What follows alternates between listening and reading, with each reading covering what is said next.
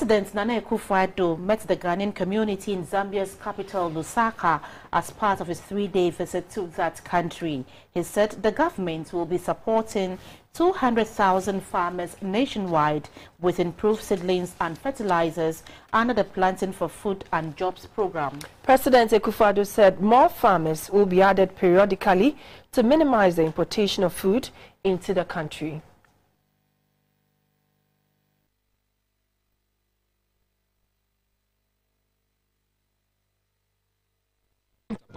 President Edgar Lungu. His meeting with the Ghanaian community is to brief them on events back home. The community was happy to see the president since he is the first Ghanaian president under the Fourth Republic to visit Zambia.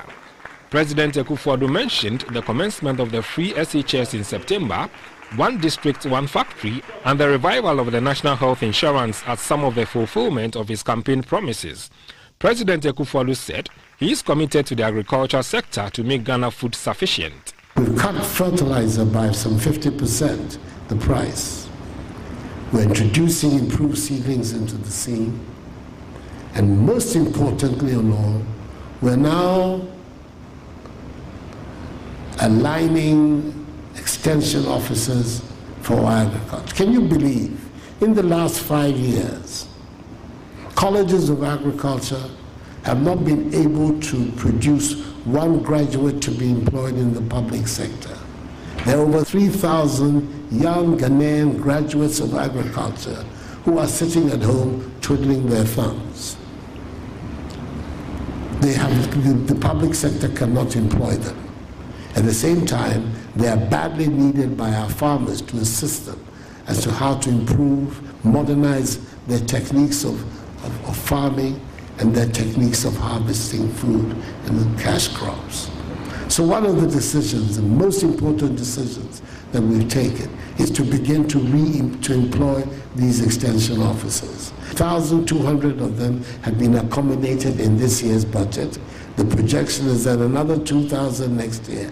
We clear the arrears and make it now necessary that every year we'll be able to accommodate those who come out of the colleges of agriculture. This is an extremely important step. He mentioned plans by his administration to service the 2.4 billion debt inherited from the previous administration. Between now and August, they intend to issue an energy bond for some $2.5 billion, roughly of 10 billion cedis, to be able to retire the energy debt.